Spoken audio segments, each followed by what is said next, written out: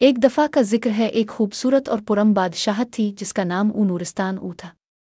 وہاں ایک مہربان بادشاہ اور ملکہ اپنی پیاری بیٹی شہزادی زہرہ کے ساتھ رہتے تھے۔ زہرہ اپنی خوبصورتی، رحم دلی اور ہمدردی کی وجہ سے پورے نورستان میں مشہور تھی۔ ایک دن ایک بدنام زمانہ جادوگرنی جس کا نام ظلمات تھا بادشاہی محل میں آئی۔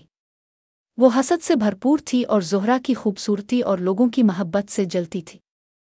ظلمات نے زہرہ کے لیے ایک ظالمانہ منصوبہ بنایا اور شہزادی زہرہ کو بددعا دی، جب سورج کی پہلی کرن تمہارے 16ویں سالگرہ پر تمہارے چہرے کو چھوئے گی، تم ایک پتھر کی مورتی بن جاؤ گی اور اس وقت تک ایسی رہو گی جب تک کوئی تمہارے لیے اپنی خود غرضی کو چھوڑ کر خالص دل سے قربانی نہ دے۔ یہ سن کر پورے محل میں خوف و ہراس پھیل گیا۔ بادشاہ اور ملکہ نے زہرہ کی حفاظت کے لیے ہر ممکن کوشش کی، لیکن ظلمات کی بد دعا کو روکنا آسان نہ تھا۔ وقت گزرتا گیا اور زہرہ کی 16ویں سالگرہ آ پہنچی۔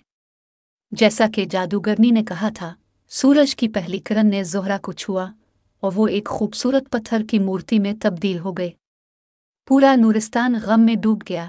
نورستان کے قریب کی سلطنت میں رہنے والے شہزادہ عمر نے زہرہ کی کہانی سنی۔ زہرہ کی خوبصورتی اور نیکی کی کہانیاں سن کر اس نے فیصلہ کیا کہ وہ اسے آزاد کرے گا۔ شہزادہ عمر جادوگرنی ظلمات کی تلاش میں نکل پڑا۔ کئی دنوں کی محنت اور مشکل راستوں کے بعد وہ آخرکار ظلمات کے خفیہ قلعے تک پہنچا۔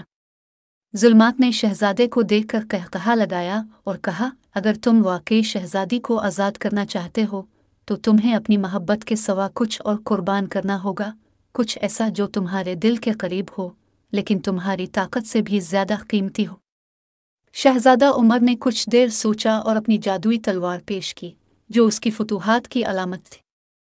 لیکن ظلمات نے کہا، یہ کافی نہیں ہے۔ ظلمات نے شہزادے کو ایک اور مشکل آزمائش دی، تمہیں اپنی زندگی کی روشنی، اپنی آنکھوں کی بینائی قربان کرنی ہوگی۔ شہزادہ عمر نے کچھ لمحے سوچا اور دل سے کہا، اگر زہرہ کو آزاد کرنے کے لیے میری بینائی قربان کرنی پڑے تو میں تیار ہوں۔ زہرہ کی خوشی اور آزادی میری بینائی سے زیادہ اہم ہے۔ ظلمات نے اپنی جادوئی چھڑی اٹھائی اور شہزادے کی بینائی چھین لی۔ جیسے ہی یہ قربانی دی گئی، جادوگرنی کی بد دعا ٹوٹ گئی۔ زہرہ کی پتھر کی مورتی زندہ ہو گئی اور وہ دوبارہ اپنے اصل روپ میں آ گئی۔ لیکن کہانی یہاں ختم نہیں ہوتی۔ ظلمات نے ایک آخری چال چلنے کی کوشش کی۔ اس نے زہرہ کو قید کرنے کے لیے اپنے جادو کا استعمال کرنا چاہا، لیکن شہزادہ عمر کی قربانی اور زہرہ کی خالص نیکی نے مل کر ظلمات کی طاقت کو ختم کر دیا۔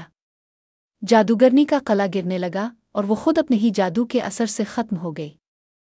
زہرہ نے شہزادے کا شکریہ ادا کیا اور اپنی نیکی سے اس کی بینائی واپس لانے کی دعا کی۔ زہرہ کے دل کی خلوص اور محبت نے شہزادے کی بینائی بحال کر دی۔